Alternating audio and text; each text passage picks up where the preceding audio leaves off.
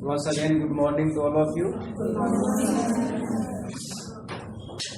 चलते हैं उसी कंटिन्यूएशन में एक नया चैप्टर लेकर, ग्रीन रिवोल्यूशन, जिसको हरित क्रांति भी बोला गया है हिंदी के अंदर। हरित क्रांति, जिस प्रकार से बहुत सारी क्रांतियां हुई है, जैसे व्हाइट रिवोल्यूशन की बात करें तो उसमें दूध की क्रांति है, ठीक है। ब्लू रिवोल्यूशन की बात करें तो मछली उत्पादन है। तो इसी प्रकार से हमारा एक चैप्टर है जो है ग्रीन रिवोल्यूशन, हरित क्रांति। एक्चुअली में हरित क्रांति का जो कंसेप्ट है वो विलियम गॉड ने दिया था।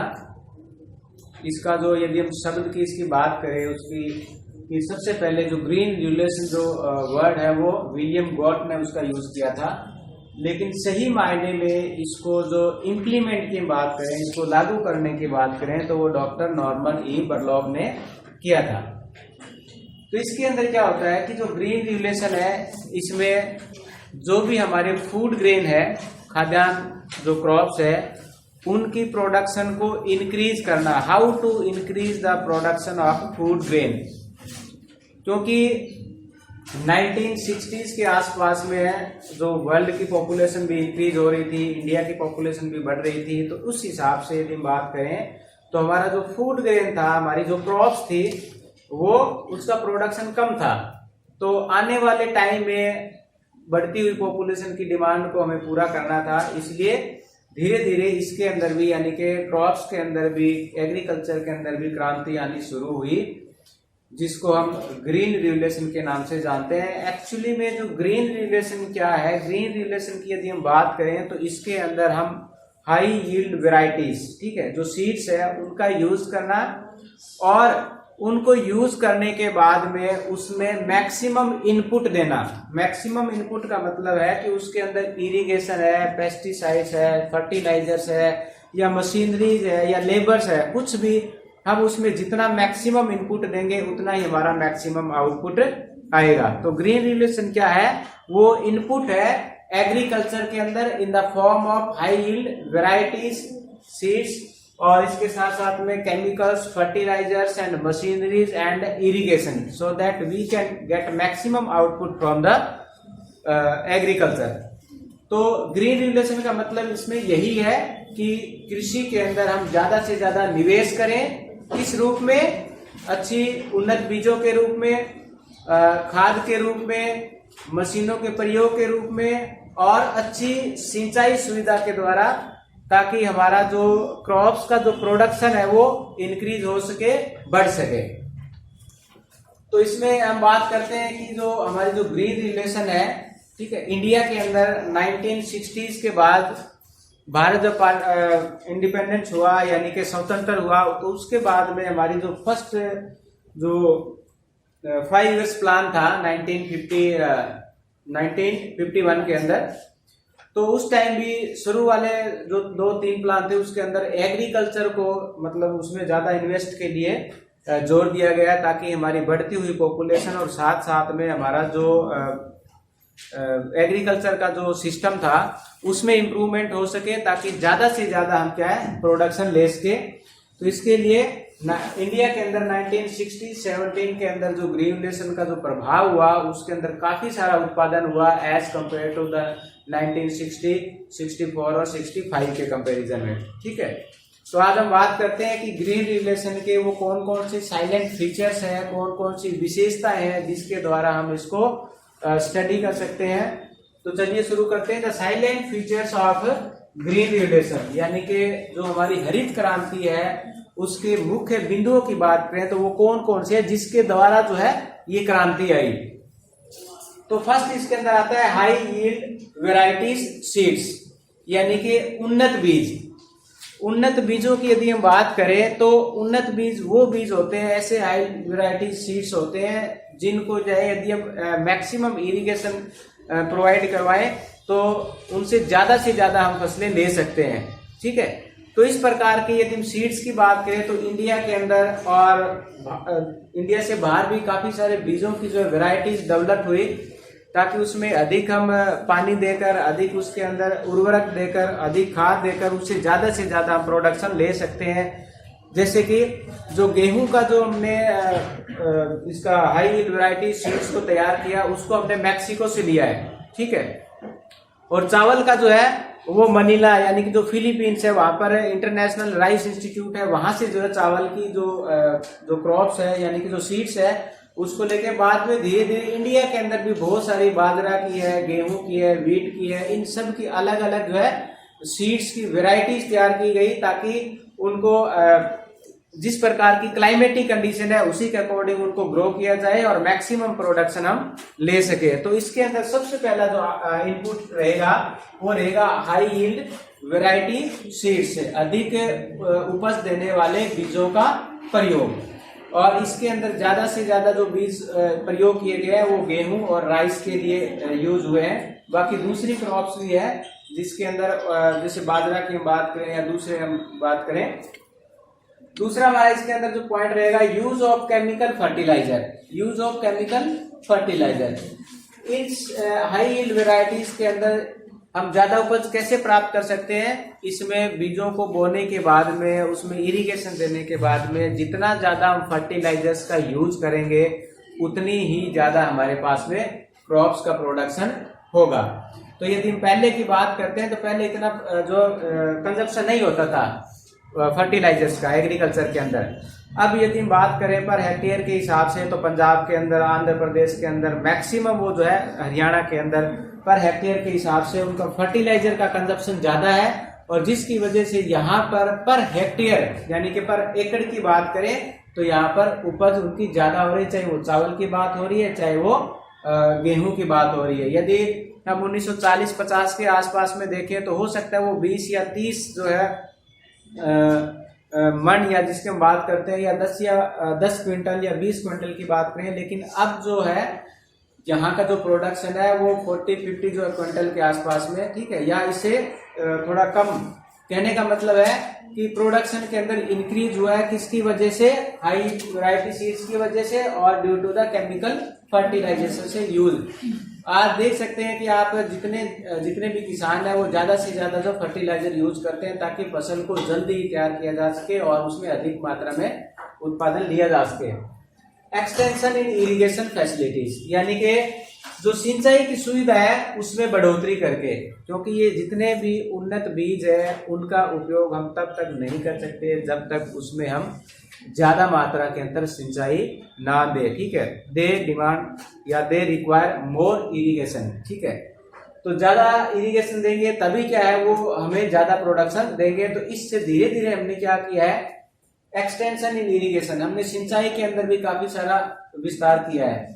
तो जैसे नई नई नहरें निकालने की बात है या ड्रेन है या मतलब नदियों के द्वारा, कैसे भी हम चाहे नलकूप के द्वारा या उसमें वेल के द्वारा इरिगेशन, जैसे कि ये राजस्थान कैनाल है, इंदिरा गांधी कैनाल है, तो इंदिरा गांधी कैनाल का क्या इफेक्ट हुआ कि यहाँ पर जैसे कि गंगानगर है, मानगढ़ है, ये वाले जो डिस्ट्रिक्ट है ना, यहाँ पर क्रॉप्स का प्रोडक्शन काफी बढ़ा है क्योंकि इरिगेशन फैसिलिटी मिली है, साथ साथ में ग्रीन रेगुलेशन का प्रभाव भी इसमें पड़ा है। यूज ऑफ पेस्टिसाइड, पेस्टिसाइड का मतलब क्या होता है कि इसके अंदर दवाइयों का ज्यादा प्रयोग होने लगा है, क्योंकि ये इस प्रकार के सीड्स है जो अलग अलग कंट्रीज से या डेवलप हुए हैं, उनमें जो है कई प्रकार के बीमारियां, ठीक है, या दूसरे मतलब बीमारियां लगने की पॉसिबिलिटीज रहती है। तो उनको दूर करने के लिए मैक्सिमम क्या करेंगे, पेस्टिसाइड्स का यूज करें, दवाइयों का प्रयोग करेंगे ताकि एक तो फसल टाइमली तैयार हो जाए और दूसरी वो बीमारी से बच सके। मल्टीपल क्रॉप्स, मल्टीपल क्रॉप्स का मतलब है कि पहले साल में जैसे कि एक ही फसल दी जाती थी, लेकिन हाई यील्ड वैरायटी सीड्स आने से ऐसे ऐसे बीज आ गए हैं जो 2 या 3 महीने में पककर तैयार हो जाते हैं और हमें क्रॉप्स प्रोवाइड करवाते हैं प्रोडक्शन। अब बाकी का जो टाइम पीरियड बच गया उसमें हम दूसरी फसल, तीसरी फसल, ठीक है।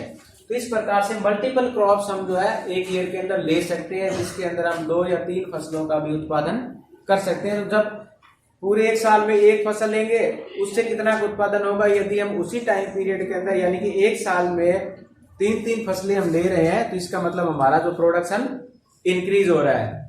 तो मल्टीपल क्रॉप्स का कंसेप्ट भी इसके अंदर आया। उसके बाद में increase in credit facility, credit facilities का मतलब है कि जो ग्रीन रेगुलेशन के प्रभाव के कारण अब लोगों को बीजों को खरीदना है, मशीनरी को परचेज करना है, पेस्टिसाइड्स को परचेज करना है, तो इन सब सुविधाओं के लिए या इन सब चीजों को परचेज करने के लिए गवर्नमेंट ने उनको क्रेडिट फैसिलिटी भी दे दिया। जैसे आप लोगों ने किसान क्रेडिट कार्ड का नाम सुना होगा, KCC, ठीक है, KCC किसान credit card.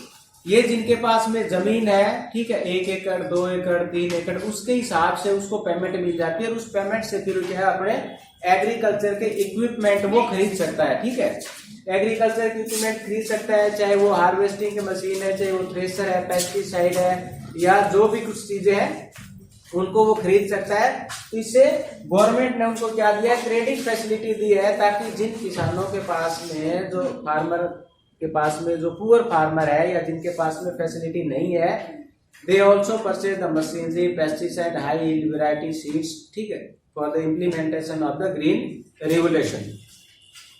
Now soil testing and conservation. अब उसमें क्या हुआ, पहले हम अपनी मर्जी से जो भी फसलें हम बोते थे बो देते थे, लेकिन अब क्या हुआ कि सबसे पहले हम सॉइल टेस्ट करवाते हैं, भी किस प्रकार की सॉइल है, उसमें किन चीजों की कमी है। सॉइल टेस्ट से हमें क्या पता लगता है कि सॉइल के अंदर नाइट्रोजन की है, फास्फोरस की है, ह्यूम्स की है या लाइम्स की, कहाँ कौन सी फसल या किस सॉइल के अंदर किस चीज की कमी है। जब हमें वो कमी पता लग जाए तो हम उसको क्या पेस्टिसाइड या फर्टिलाइजर्स के द्वारा उस कमी को पूरा कर सकते हैं और उसी सॉइल के अंदर वो फसलें बो सकते हैं जो हमें मैक्सिमम आउटपुट दे।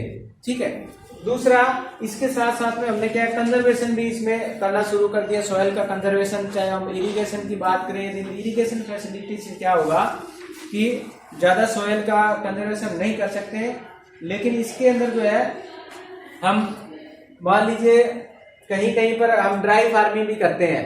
ठीक है, वेट फार्मिंग और ड्राई फार्मिंग। जब हमें ये पता है कि इस क्रॉप्स के लिए ज्यादा इरिगेशन की जरूरत नहीं है तो हम उसको ड्राई फार्मिंग के द्वारा कर सकते हैं। तो इससे हम क्या कर सकते हैं, सॉइल का कंजर्वेशन कर सकते हैं, या सॉइल जो हमारी डिग्रेडेड हो रही है उसको हम बचा सकते हैं। ठीक है, सेव कर सकते हैं। रूरल इलेक्ट्रिफिकेशन मतलब ग्रामीण विद्युतीकरण, क्योंकि ज्यादातर जो इंडिया के जो किसान है गांव में रहते हैं, एग्रीकल्चर करते हैं, इसलिए गांव के अंदर जो बिजली सप्लाई करवा के या इलेक्ट्रिफिकेशन देकर, इससे चाहे वो अपना खेतों के अंदर ट्यूबवेल लगाए या कुछ और मशीनरी का यूज करें, तो उसके लिए जरूरी है कि वहां का इलेक्ट्रिफिकेशन होना, वहां का विद्युतीकरण होना, ताकि गाँव के अंदर भी जो है लोग जो है इन चीजों का प्रयोग कर सके या इनका यूज कर सके। इस प्रकार से बात करें तो हरियाणा मतलब पूरे देश का पहला राज्य है जहां पर सभी गांवों के अंदर जो है इलेक्ट्रिक प्रोवाइड करवाई गई है। ठीक है, हरियाणा पहला राज्य है इंडिया का जहां पर हर एक गांव के अंदर बिजली है। वो जरूरी वो तो डिपेंड करता है, हर एक घर में है नहीं, लेकिन गांव के अंदर बिजली है। ठीक है, उसके बाद में बात करते हैं इसके अंदर मार्केटिंग फैसिलिटीज आती है, यानी कि जो हमारा फसल जब तैयार होगी, हार्वेस्टेड होगी है, हमारा प्रोड्यूस हमारे पास है, तो पहले क्या होता था कि बीच में जो बिचौलिए की जो भूमिका निभाते थे ना, वो फसल को ले लेते थे और उसको महंगे दामों में बेचते थे, वो खुद अपना कुछ कमीशन ले लेते थे। लेकिन गवर्नमेंट ने क्या किया, जो मंडीज, ठीक है, इनके लिए क्या प्रोवाइड करवाई, मंडी तैयार की, ताकि किसान सीधा ही आए और अपनी मंडी के अंदर अपनी फसलों को जो है सेल करें। तो लगभग इंडिया के अंदर मतलब गवर्नमेंट ने ऐसे कदम उठाते हुए 7,521 मंडियां स्थापित की, जहां पर किसान सीधे अपनी फसल को सेल कर सकते हैं, उनको उनका प्रॉपर जो प्राइस मिल सके। उसके बाद में नेक्स्ट हमारा इसमें सपोर्ट प्राइस ऑफ क्रॉप्स, यानी कि MSP का नाम सुना है आप लोगों ने आजकल, MSP, ठीक है, मिनिमम सेल्स प्राइस जिसको हम बोलते हैं। किसानों को उनकी फसल का, यानी कि जितनी उनकी लागत हुई है, जितना उसके अंदर इनपुट हुआ है, सब निकाल कर उनको यदि मिनिमम प्राइस, यानी कि कहने का मतलब है 1 क्विंटल के ऊपर यदि मान लीजिए किसी फसल को हम सेल करते हैं, उसको यदि मिनिमम उसका है 1600, यदि उसके ऊपर हमारा कॉस्ट यदि 1000 है, तो इसका मतलब 600 हमें बेनिफिट मिल रहा है। तो मिनिमम यदि मान लीजिए उसकी जो उसका कॉस्ट इतनी आ रही है 1600, ठीक है, और उसका मिनिमम कितना है 1500 तो हमें 100 माइनस में जा रहे हैं ना। तो इसलिए क्या किया कि गवर्नमेंट ने भी क्या है एक agriculture cost and price commission की स्थापना की। ठीक है, agriculture cost and price commission की स्थापना की, जो किसानों को उसकी फसल का मिनिमम समर्थन मूल्य जिसको हम बोलते हैं सपोर्ट प्राइस है वो डिसाइड किया, ताकि जो भी किसान अपनी फसल बेचे उसको कम से कम उसका एमएसपी यानी कि मिनिमम जो है सेल्स प्राइस उसको मिल सके। ठीक है, यानी कि उसकी लागत जितनी लागत हुई है ना उससे उनका थोड़ा फाल एक्स्ट्रा होना चाहिए, तभी तो उसको बेनिफिट होगा। अब लागत 1000 है, अब मान लीजिए हमें 1 क्विंटल गेहूं को तैयार करने में हमारा 1000 जो है पैसा जा रहा है और बाजार में उसकी जो वैल्यू है वो 700 है, तो हमें 300 घाटा हुआ ना, माइनस में गए ना। तो इसलिए मिनिमम सपोर्ट प्राइस वही करती है कि जो हमारा जितना कॉस्ट उसके ऊपर लगा है उससे हम थोड़ा सा एक्स्ट्रा हमें वो किसानों को मिल सके, उसको बेनिफिट मिल सके। उसमें उसकी लेबर भी है, उसमें उसका इनपुट्स भी है, चाहे वो इरिगेशन के रूप में है, चाहे वो मशीनरीज के रूप में है, या किसी दूसरी चीजों के रूप में परचेजिंग ऑफ सीड्स के रूप में है। तो वो सब मिलाकर यदि उनके कॉस्ट से यदि उसको एक्स्ट्रा बेनिफिट मिल रहा है तभी वो उसके हित में, अदरवाइज वो उसका कोई बेनिफिट नहीं है। तो ये कुछ पॉइंट थे जो हमारे इस ग्रीन रेगुलेशन के साइलेंट फीचर्स के अंदर आते हैं। ठीक है, क्योंकि ग्रीन रेगुलेशन आई तो उसके साथ साथ में इन बातों को हम डिस्कस करेंगे, जिससे क्या हुआ कि हाई यील्ड वैरायटी है, इरिगेशन फैसिलिटी है, उसके बाद में केमिकल फर्टिलाइजर्स है, ठीक है, क्रेडिट कार्ड है, सॉइल टेस्टिंग है, रूरल इलेक्ट्रिफिकेशन है। अब ये चीजें तो आ गई, अब इसका प्रभाव क्या हुआ? ग्रीन रेगुलेशन जब इम्प्लीमेंट हो चुकी है, हमने अच्छी वैरायटी के बीज भी खरीद लिए हैं, फसलें भी, हमारी जो इरिगेशन भी हमने दे दी है, उर्वरकों का भी हमने, पेस्टिसाइड का भी यूज कर लिया है, फर्टिलाइजर का भी यूज कर लिया है। Then what is the effect of green regulation on agriculture? तो इफेक्ट की बात करें तो सबसे पहले इंक्रीज इन एग्रीकल्चर प्रोडक्शन। अब इतना चीज आप जैसे कि स्टडी करते हैं, ठीक है, आपने नोट्स भी ले रखे हैं, आपने टेक्स्ट बुक भी ले रखी है, आपके पास में लाइट वगैरह भी है, अच्छी फैसिलिटी भी पढ़ने के लिए, कोई शोर शराबा भी नहीं है, तो इसका मतलब क्या होगा? आप अच्छे मार्क्स लेके आएंगे। ओके ना? तो इसका मतलब है यहाँ पर भी क्या होगा कि इंक्रीज इन एग्रीकल्चरल प्रोडक्शन। इन सब बातों के प्रभाव के कारण, किन सब बातों के प्रभाव के कारण? अच्छे बीजों के कारण, सिंचाई के कारण और उर्वरकों के कारण, इन सब बातों से क्या हुआ कि हमारा एग्रीकल्चर का जो प्रोडक्शन है वो इंक्रीज हुआ, बढ़ा। Capital intensive agriculture, capital intensive, इसका मतलब है, कैपिटल का मतलब है पूंजी, इंटेंसिव का मतलब गहन कृषि। अब धीरे धीरे जो हम पहले मैनुअल खेती करते थे वैसे ही करते थे, या मतलब जो हम सब्सिस्टेंस एग्रीकल्चर जिसको हम बोलते हैं, जीवन निर्वाह, पहले की जो कृषि कैसी थी? सब्सिस्टेंस थी।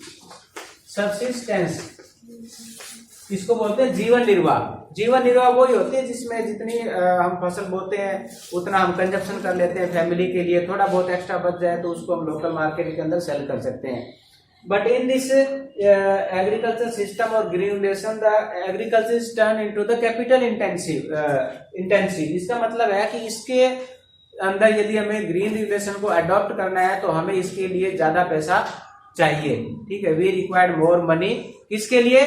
To purchase high yield varieties, ठीक है, to fertilizers, irrigation, machineries like this. तो इन सब चीजों को परचेज करने के लिए हमें ये मतलब ये जो एग्रीकल्चर है, ग्रीन रेगुलेशन है, वो एक कैपिटल इंटेंसिव बन गई है, जिसमें पूंजी की अधिक आवश्यकता की जरूरत हमें पड़ने लगी है। उसका prosperity of farming, prosperity of farmer का मतलब क्या है? खुश, जब प्रोडक्शन बढ़ा, कैपिटल आया, पैसा आने लगा, तो किसान क्या हुए? खुश हुए, खुशहाल हुए, प्रोस्पेरियस हुए, समृद्ध हुए। ठीक है, उनके पास में वेल्थ ज्यादा आई। तो धीरे धीरे अब हर चीज की मतलब, चाहे वो कोई एक कर्मचारी है, चाहे वो एक लेबर है, चाहे वो एक फार्मर है, यदि उनका इनकम इंक्रीज होती है तो ऑटोमेटिकली क्या है, वो प्रोस्पेरियस बनेंगे, खुशहाल बनेंगे। तो एग्रीकल्चर बढ़ने से उनको एक्स्ट्रा इनकम मिली, और एक्स्ट्रा इनकम मिलने से जो जितने भी फार्मर है वो क्या हुए? प्रोस्पेरियस हुए, मतलब किसान खुश होने लगे। Flowing back of profit, flowing back of profit का मतलब है कि जो प्रॉफिट उनको मिला उनको वापस उन्होंने निवेश कर दिया। ठीक है, जैसे फॉर एग्जाम्पल के लिए हम शुरुआत में कोई छोटा बिजनेस करते हैं और जैसे जैसे हमारी इनकम बढ़ती है फिर हम बिजनेस को और बढ़ाते हैं, मतलब और चीजें लेके आते हैं और उसी में इन्वेस्ट करते हैं। धीरे धीरे एक छोटी दुकान से एक बड़ा मॉल तैयार हो जाता है। इसी प्रकार से किसानों ने भी क्या किया कि उनके पास जो भी प्रॉफिट हुआ उनको उन्होंने क्या कर दिया, री इन्वेस्टमेंट कर दिया दोबारा उससे ज्यादा प्रॉफिट लेने के लिए। चाहे वो यूज ऑफ मशीनरी यानी कि परचेज ऑफ मशीनरी का है, चाहे वो लैंड परचेजिंग की बात करें या और ज्यादा उन्नत बीजों के परचेजिंग की बात करें और अच्छी फैसिलिटीज देने की बात करें, स्टोरेज की बात करें। इस प्रकार से किसानों ने क्या किया कि धीरे धीरे जो है उसमें इन्वेस्ट करना शुरू कर दिया। और इसी में क्या आप लोगों ने देखा होगा कि पंजाब के अंदर एक एग्रीकल्चर इंडस्ट्री है, उन्होंने एक सर्वे किया तो उससे पता लगा कि जो फैमिलीज यानी कि जो फार्मर की जो इनकम है उसका 55% वो अपने खेतों के डेवलपमेंट में लगा रहे हैं। ठीक है, the 55% of their profit they invest on their agriculture land to improvement और for the development of agriculture. ठीक है, वो अपना 55% जो प्रॉफिट उनको मिला है उनका 55% वो अपने खेतों में लगा रहे हैं ताकि और इम्प्रूवमेंट हो सके। नेक्स्ट इसमें है डेवलपमेंट ऑफ इंडस्ट्रीज। अब इंडस्ट्री का डेवलपमेंट कैसे हुआ, फॉर एग्जांपल के लिए अब ग्रीन रिलेशन आई तो प्रोडक्शन बढ़ा तो लोगों ने क्या किया, एग्रीकल्चर के अंदर मशीनरी का यूज करना शुरू कर दिया। मशीनरी में आप एग्रीकल्चर की यदि मशीनरी की बात करते हैं तो ट्रैक्टर है, थ्रेसिंग है, कल्टीवेटर है, हार्वेस्टर है। ठीक है, अब इन चीजों को बनाने के लिए किसकी जरूरत पड़ी, इंडस्ट्रीज को। ठीक है, तो धीरे धीरे क्या है, डायरेक्टली और इनडायरेक्टली जो इंडस्ट्रीज का डेवलपमेंट होने लगा। एक तो वो इंडस्ट्रीज जो इन मशीनों को बनाती थी और दूसरी वो industries who are based on the raw material for agriculture. ठीक है, एग्रीकल्चर के जो रॉ मटेरियल यूज कर रही थी उनका भी धीरे धीरे डेवलपमेंट हुआ। तो इस प्रकार से इसमें इंडस्ट्रीज के अंदर भी क्या उनका डेवलपमेंट शुरू हो गया। इफेक्ट ऑन द प्राइस, मूल्य के अंदर भी इसमें परिवर्तन हुआ। मूल्य के अंदर कैसे कि धीरे धीरे पहले के टाइम के अंदर जो किसान एग्रीकल्चर करते थे उनका एक तो प्रोडक्शन लो होता था और उनकी प्राइस भी कम होती थी। अब प्रोडक्शन हाई हो गया और धीरे धीरे उनका प्राइस भी क्या है, बढ़ने लगा। पहले के टाइम में यदि गेहूं की बात करें तो वो 500 पर क्विंटल था। आज यदि हम बात करें तो ये 1600 to 1800 है। आने वाले टाइम में हो सकता है वो मोर देन 2000 हो जाए। ठीक है, इस हिसाब से हम बात करते हैं तो किसानों का जो इनकम है उत्पादन में जो है उसमें इंक्रीज हुआ और इंक्रीज होने से उनकी जो है प्राइस है उसमें भी बढ़ोतरी हुई। Effect on rural employment. Rural employment का मतलब है कि यदि हम एग्रीकल्चर के अंदर मशीनरी का यूज करेंगे तो जो मैनुअल लेबर है वो कम हो जाएंगे। ठीक है, तो बेरोजगारी बढ़ेगी। लेकिन इसके साथ साथ में मल्टी क्रॉप्स आने की वजह से चाहे वो राइस का है, व्हीट का या और दूसरे जो क्रॉप्स है तो उनके आने से हमें और लेबर की जरूरत पड़ी, जिससे क्या है रूरल एरिया के अंदर भी जो है एम्प्लॉयमेंट बढ़ा। ठीक है, पहले तो एक ही क्रॉप्स करते थे पूरे साल के अंदर और जो घर के जितने भी जो लोग थे वो सारे मिलकर एग्रीकल्चर करते थे। लेकिन अब मल्टीपल क्रॉप्स आ गई और उसमें भी स्किल्ड लेबर की ज्यादा जरूरत पड़ने लगी। ठीक है ना, अनस्किल्ड में तो लोडिंग अनलोडिंग का काम करते हैं, लेकिन स्किल्ड लेबर है, चाहे वो जैसे कि राइस को ट्रांसप्लांट करना है, ठीक है, या टी का पौधा लगाना है या कुछ और करना है, तो इस हिसाब से उसमें रूरल एरिया के अंदर भी धीरे धीरे जो है एम्प्लॉयमेंट बढ़ने लगा। तो ये बातें थी इसके अंदर। इससे एग्रीकल्चर के अंदर हमारे जो है इनपुट से मैक्सिमम प्रोडक्शन शुरू हुआ। इसके कुछ डीमेरिट्स भी आते हैं बाद में भी। डीमेरिट्स की यदि हम बात करें इसके अंदर ग्रीन रेगुलेशन के अंदर जो डीमेरिट्स है तो उसके अंदर मैं आपको पॉइंट यहाँ जस्ट बता देता हूँ। डीमेरिट से क्या हुआ, क्योंकि कोई भी चीज का यदि हम एक्सेस यूज करते हैं तो उसकी कुछ डीमेरिट्स हमें सामने आती है भी, यानी कि अवगुण जिसको हम बोलते हैं। हरित क्रांति के कौन कौन से अवगुण या डीमेरिट्स आए उसमें यदि हम बात करें तो इसमें सबसे पहले आता है कि इसमें फ्यू क्रॉप्स है। डीमेरिट्स की यदि हम बात करें डीमेरिट्स तो एक इसमें फ्यू क्रॉप्स का मतलब है कि हरित क्रांति का जो प्रभाव है वो कुछ एक क्रॉपर्स हुआ जैसे कि राइस और व्हीट। बाकी जो क्रॉप्स है वो मतलब इससे दूर ही रही, या उस जो ग्रीन रिवोल्यूशन का प्रभाव उसके ऊपर नहीं पड़ा, जिसकी वजह से क्या हुआ, उनके प्रोडक्शन के ऊपर भी इफेक्ट हुआ। क्योंकि ज्यादातर जो ग्रीन रिवोल्यूशन का मेन मकसद क्या था, to increase the food grain, लेकिन उसके साथ साथ में दूसरी जो फसलें हैं, चाहे हम ज्वार की बात करें, मस्टर्ड की बात करें, ग्राम्स की बात करें, उन फसलों के ऊपर इनका ज्यादा, या दलहन की बात करते हैं हम, ठीक है, पल्सेस की बात करते हैं, तो उनके ऊपर इसका ज्यादा प्रभाव नहीं पड़ा। इसका सबसे ज्यादा प्रभाव कुछ ही क्रॉप्स के ऊपर पड़ा, जिसकी वजह से ये क्रॉप्स तो है ज्यादा इनकी ग्रोथ होने लगी, बाकी जो क्रॉप्स है वो धीरे धीरे उनका प्रोडक्शन डाउन होने लगा, तो उनकी डिमांड भी बढ़ने लगी, तो उनकी जो प्राइस है वो ज्यादा होगी। आज आप देख सकते हैं कि 1 kg राइस और 1 kg मूंग का प्राइस में कितना डिफरेंस है, ठीक है। तो इसकी वजह से, क्योंकि उनका प्रोडक्शन ज्यादा नहीं हो रहा था। दूसरा इसके अंदर हम बात करें तो उसके अंदर लिमिटेड एरिया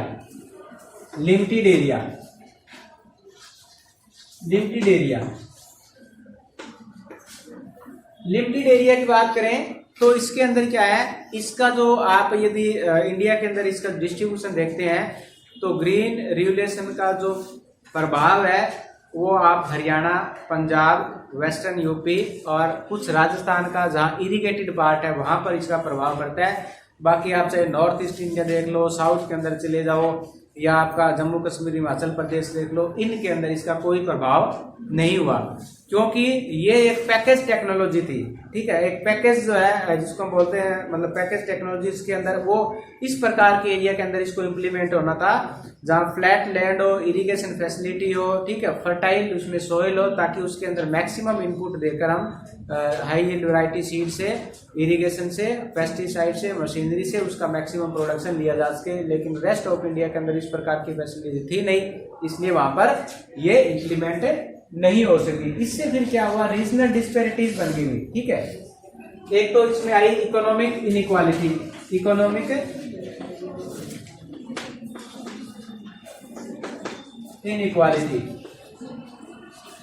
आर्थिक असमानता का मतलब है कि जिस एरिया के अंदर ग्रीन रिवोल्यूशन सक्सेस रही वहां के किसानों की तो इनकम बढ़ गई, ठीक है, वो मतलब इकोनॉमिक उनका स्टेटस बढ़ गया, और जिन एरिया के अंदर ये इम्प्लीमेंट नहीं हो पाई, सक्सेसफुल नहीं हो पाई, वहां पर किसानों की इनकम नहीं बढ़ी और वो डाउन में आ गई। इस प्रकार से किसानों के बीच में ही, या एक राज्य से दूसरे राज्यों के अंदर जो इकोनॉमिक लेवल की हम बात करते हैं उनके अंदर क्या हुआ, डिफरेंस पैदा हो गया।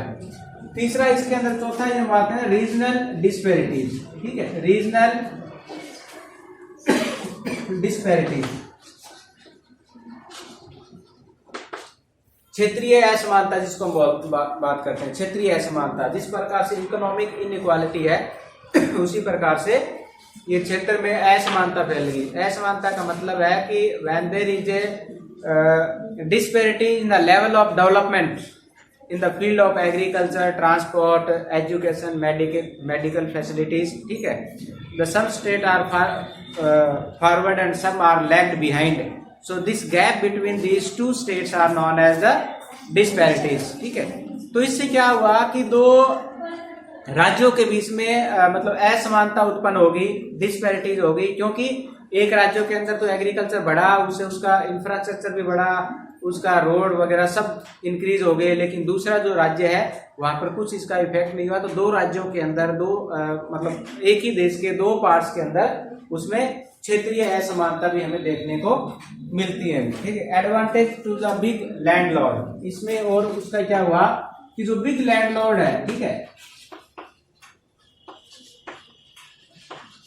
इससे क्या हुआ, जो बड़े बड़े किसान थे उनको फायदा हुआ भी इस ग्रीन रिवोल्यूशन का। जो मार्जिनल और जो पुअर किसान थे उसको कोई फर्क नहीं पड़ा, क्योंकि वो अभी भी अपने जो खेती है वो सब्सिस्टेंस टाइप की मैनुअल अपने टूल से करे हैं, हाथों से करे हैं। वो इनके पास 1-2 बीघा जमीन है, उसके ऊपर वो अपना सब्सिस्टेंस एग्रीकल्चर करते हैं। लेकिन जिनके पास में 50, 100, 150, 200 एकड़ जो जमीनें थी, उन किसानों को इसका सबसे ज्यादा फायदा हुआ है, क्योंकि उनके पास में जो KCC बनने से उनके पास में इनकम आई, उन्होंने ज्यादा टूल्स को परचेज किया, ज्यादा इरिगेशन फैसिलिटी दी थी, जिससे उसकी जो इनकम है या इनका जो प्रोडक्शन है वो बढ़ा, तो इससे बिग जो लैंडलॉर्ड्स है उनको ज्यादा फायदा हुआ, पुअर जो है वो पुअर ही रहे। अनएम्प्लॉयमेंट बढ़ी और decline growth of agriculture production. ठीक है, एग्रीकल्चर प्रोडक्शन के अंदर भी क्या है, धीरे धीरे इसके अंदर डिक्लाइन आना शुरू हुआ। ठीक है, एग्रीकल्चर प्रोडक्शन के अंदर क्या हुआ, डिक्लाइन, जहां पर ये सक्सेस नहीं हुई वहां पर डिक्लाइन आना शुरू हुआ। इसके साथ साथ में और भी इन्वायरमेंट वाली प्रॉब्लम्स भी क्रिएट होने लगी।